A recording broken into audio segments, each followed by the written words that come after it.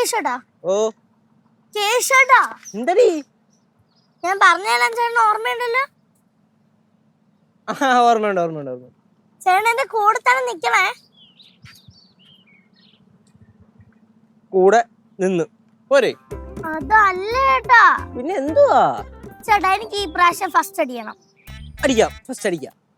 കഴിഞ്ഞ 2 വർഷമായിട്ടില്ലേ സ്കൂളില് fancy dress കോമ്പറ്റീഷന് ബെറ്റിയാ first അടിച്ചോണ്ടിരുന്നത്. അവർക്ക് എല്ലാ മത്സരത്തിലും എന്നെ തോപ്പിക്കണം. എന്തൊരു അഹങ്കാരമൊക്കെ. അല്ല, നിന്നെ മത്സരത്തിൽ തോപ്പിക്കണമെങ്കിൽ അതിന് നീ ഫസ്റ്റ് ആ മത്സരത്തിൽ വേണ്ടേ? നീ അതിന് ഫാൻസി ഡ്രസ് കോമ്പറ്റീഷനിൽ 2 വർഷമായിട്ട് ഇല്ലല്ലോടി. അതല്ല ചേട്ടാ. പിന്നെ ചേട്ടാ ഞാൻ വേറെ ചില മത്സരത്തിനൊക്കെ ഞാൻ പങ്കെടുക്കുന്നുണ്ടല്ലോ. ഓ തവള ചേട്ടൻ, ബിസ്ക്കറ്റ് അടി, അതിനൊക്കെ വേറെ മത്സരങ്ങൾ അതിന് അതിലൊക്കെ ഞങ്ങൾ ഏറ്റുമുട്ടാറുണ്ട്. അവള് ഫാൻസി ഡ്രസ് മത്സരത്തിനെ കിഡിലായിട്ടാ ചെയ്യുന്നത്. അതുകൊണ്ടാ ഞാൻ 2 വർഷം ഇറങ്ങാതിരുന്നത്. ഈ വർഷം എനിക്ക് അവളുടെ കൂടെ മത്സരിക്കണം, അവളെ തോപ്പിക്കുകയും ചെയ്യണം. നമുക്ക് മത്സരിക്കുകയും ചെയ്യാം, തോപ്പിക്കുകയും ചെയ്യാം. പ്രശ്നം കഴിഞ്ഞില്ലേ? മഴ പോയി, വീട്ടിൽ എത്തണ്ടേ അടി എനക്ക്. ചേട്ടാ ഞാൻ പേര് കൊടുത്ത കാര്യേ അവൾ ആദ്യം അറിഞ്ഞില്ല, പിന്നെ അവൾ അറിഞ്ഞു. മൊത്തം എത്ര പേരുണ്ട്? 9 പേര്. ബാക്കിയെല്ലാം അയച്ചളാ. 9 പേര് ഫാൻസി ഡ്രസ് കോമ്പറ്റീഷന് പങ്കെടുക്കാറുണ്ട്. മറ്റേവളും അതിനകത്ത് പങ്കെടുക്കുന്നുണ്ട്. ഇത് ബെറ്റിയാ. ഓക്കെ, നിനക്ക് അവളെ പൊട്ടിച്ചിട്ട് ഫസ്റ്റ് അടിക്കണം, അത്രയല്ലേ ഉള്ളൂ. സെറ്റാക്കാം. ഇനിയൊന്നും പറയല്ലേ, നേരെ വീട്ടിലോട്ട്. ചേട്ടാ ഏത് വേഷം കെട്ടും? ഏത് വേഷമാണെങ്കിലും വീട്ടിൽ ചെന്നിട്ട് സംസാരിക്കാം മക്കളെ.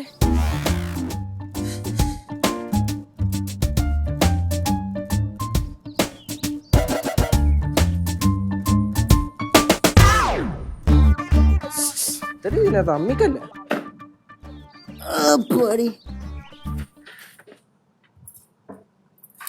ചേട്ടാ പരിപാടി കളറാക്കണേ. കളറാക്കാടി, കളറാക്ക.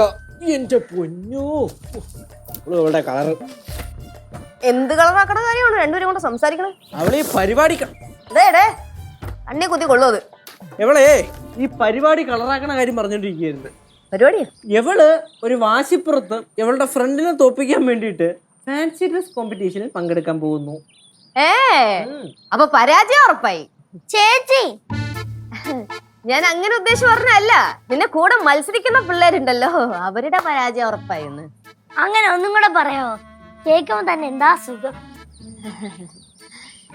പിന്നെ രണ്ടുപേരും കൂടെ സംസാരിച്ചിരിക്കേ. ചേച്ചി അടുക്കളയിൽ പണിയുണ്ട്, പോട്ടെ. കേട്ടിട്ട് പോ, കൊറേ ഉണ്ട്. പറ, എന്തോന്ന് കേക്കാൻ? കഴിഞ്ഞ 2 വർഷമായിട്ട് ബെറ്റിക്ക് തന്നെയായിരുന്നു ഫസ്റ്റ്, പിന്നെ സെക്കൻഡ് അശ്വതയ്ക്കും. അവൾ ഈ പ്രാവശ്യം കയറ്റി പിടിക്കുന്നുണ്ട്. അവരുടെ കൂടെ സഹായിക്കാൻ ആൾക്കാരുണ്ട്, എന്റെ കൂടെ അതല്ലേ ഇല്ലാത്തത്. എന്താ പറ അങ്ങനെ ഒന്നല്ലെങ്കിൽ നമ്മുടെ ഈ വീടെന്ന് പറഞ്ഞ കലാകാരന്മാരുടെ സമ്മേളനല്ലേ? എവിടെയുടെ കലാകാരന്മാര്? എനിക്കിട്ട് തന്നെ വെക്കണേ കേട്ടാ. നല്ല മോള്, നീ നല്ല മോള്. ഇതല്ലേ സ്വഭാവം, പിന്നെ എങ്ങനെ? കറക്റ്റ്. ആദ്യം നിന്റെ ഈ നാക്കുണ്ടല്ലോ, ഈ നാക്ക് നന്നാവണം, എന്നാലേ നീ നന്നാവുള്ളൂ. ഉരുപ്പ് പറഞ്ഞു കഴിഞ്ഞാ? എന്നാ പിന്നെ ഞാൻ പോട്ടെ. ചേച്ചി എന്തടാ? നിങ്ങൾ എന്റെ കൂടെ നിന്ന് കഴിഞ്ഞാൽ എനിക്ക് എന്തായാലും ഫസ്റ്റ് പ്രൈസ് കിട്ടും. എന്റെ കൊച്ചെ, ഞങ്ങള് നിന്റെ കൂടെ നിക്കും, പക്ഷെ നീ ഞങ്ങളുടെ കൂടെ നിക്കാറില്ലല്ലോ. എന്റെ അമ്മോ. എന്തോന്നു അമ്മോന്ന്? ഒന്നുമില്ലേ. അത് ഞാൻ ഒരു കാര്യം പറയാം, നിനക്ക് വരയ്ക്കാൻ നല്ല കഴിവുണ്ട്. ആ ഏരിയയിൽ എങ്ങാനും പിടിച്ചാ പോരെ? ആ ഏരിയയില് പറ്റിയില്ല. ഇപ്പം ബെറ്റിയെ തോപ്പിക്കണം, അതാണ് പ്രശ്നം.